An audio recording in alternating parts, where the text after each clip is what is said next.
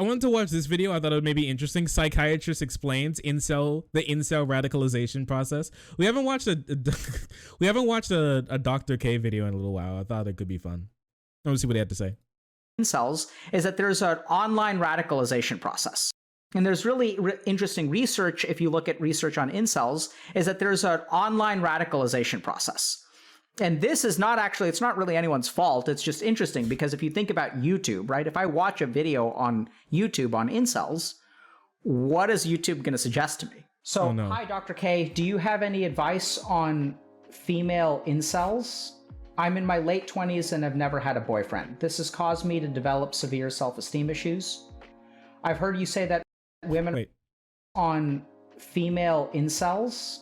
I'm in my late 20s and have never had a boyfriend. This has caused me to develop severe self-esteem issues.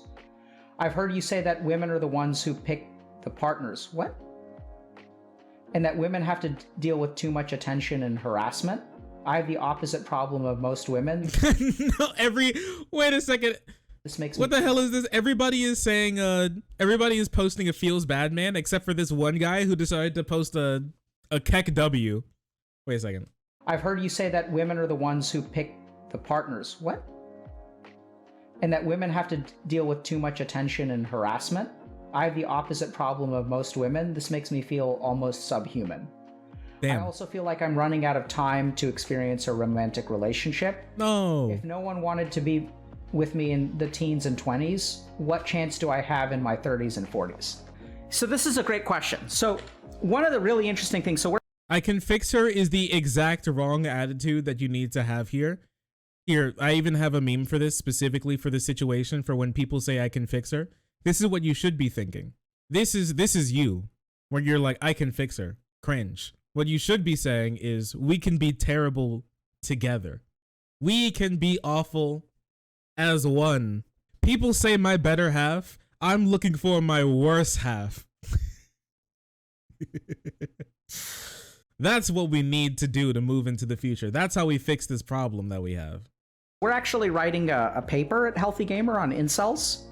And we've been doing a lot of research on this topic because I think it's something that a lot of people suffer from and struggle with. And I think a lot of our... I've been researching incels recently. We try to support the incel community, for lack of a better term. I mean... Also, if you like chatting, but you want an even cooler chat experience, you can type in ! site and join the site. It's an incredible place with amazing emotes and great and even better people. I know that sounds kind of scary, but what I mean by that is, like, we try to help people understand that they have intrinsic value and that a lot of the sort of incel kind of thinking and belief system may not be entirely correct. So there are a couple of things that I want to point out. The first is that generally speaking, incel appears to be like refers to men, right? So if you look at the published literature on incels, they tend to focus entirely on men. But it's been our experience that there are actually like female people who identify with the term incel. So I think that's a huge problem in like the published literature in the way that people look at things. So I think that, you know, this sort of belief or idea that you're an incel and will never find a romantic relationship is not gender specific. It may certainly be more prevalent in men. I'm not quite sure. I'd really have to see statistics around that, but generally speaking, makes sense to me because I tend to see or hear more about male incels. I don't know if if I said that women pick their partners, I know that that's a lot of like the thinking of incels is that women, there's a sexual marketplace and whatnot. I mean, I generally speaking, so if I said that in the past, there is a sexual marketplace and I'm on discount. I didn't mean it like that. And it's my experience that generally speaking, when you're picking a partner, like both people pick. We're gonna bully this guy with Dr. K? No. Is that it's like a mutual arrangement, and it's not like one person is picking and the other person isn't.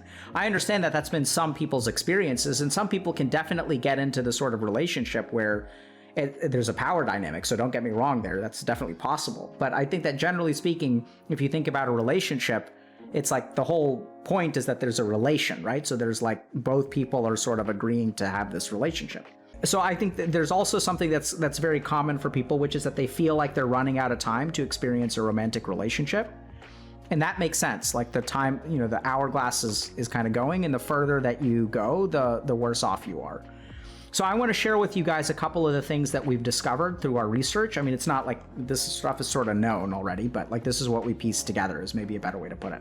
So the first is that when people are incels, that it's primarily like sort of a psychological thing. So it's not actually like, it's a belief system. So here's what happens with an incel.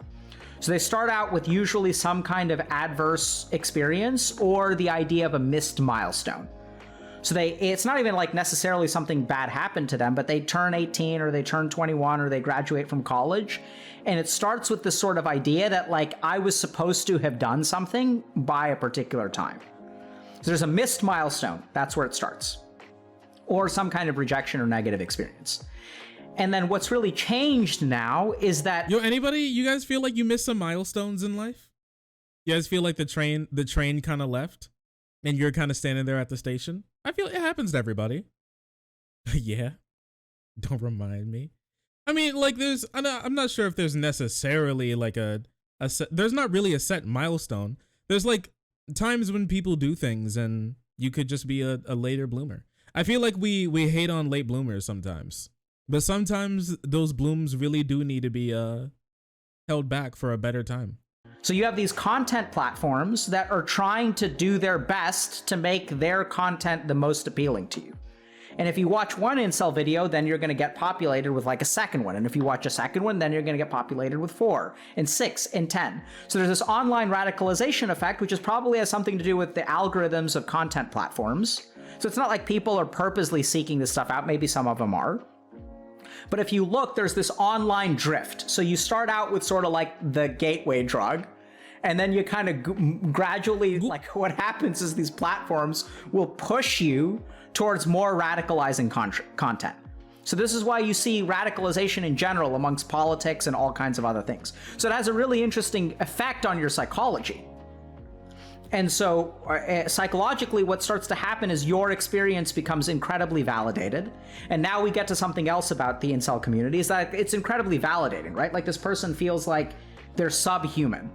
And so it can feel actually really good to be like in a community with other people who feel subhuman because they're people who get you, right? They're your people. And so like this is a world that rejects you. And so you can find a community that accepts you the way you are and says, yeah, it sucks. It's not your fault. There's a sexual marketplace value. Your jawline isn't manly enough. True. You were born with the beta gene. It's not your fault. Don't feel that way about yourself. It's sad. It's true. It's incredibly validating.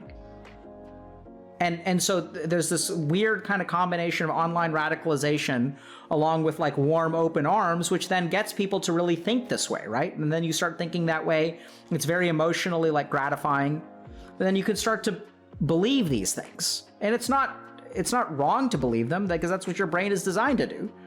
If you're hanging out with 1,000 people that all tell you the same thing, like you're going to start believing it. It's like how it works. The short answer is that you've still got a chance, like absolutely, right? So the only time you don't have a chance is when you stop trying. That's really the only thing that will determine when you don't have a chance. So true. I like Dr. K. He's pretty cool. When I was doing my podcast, I used a lot of Dr. K to help out with some of the stuff I was looking for when it came to the psychology of like, you know, dating and social interactions and things along those lines. I think he has like really good takes, especially when he brings up a lot of his sources. I think he's really cool. I like him. He's a cool guy. Very motivational. Yeah, he's cool. It's crazy what happens when somebody who actually knows what they're talking about decides to speak. You know what I mean? It's wild. Wild how that works out. Oh, sorry. I didn't see you there. If you're enjoying the content, hit the subscribe button. If you don't, it'll make Boo very sad. I know a bunch of you who are watching are not subscribed. Join the frenzy. You won't regret it. Thank you, Boo.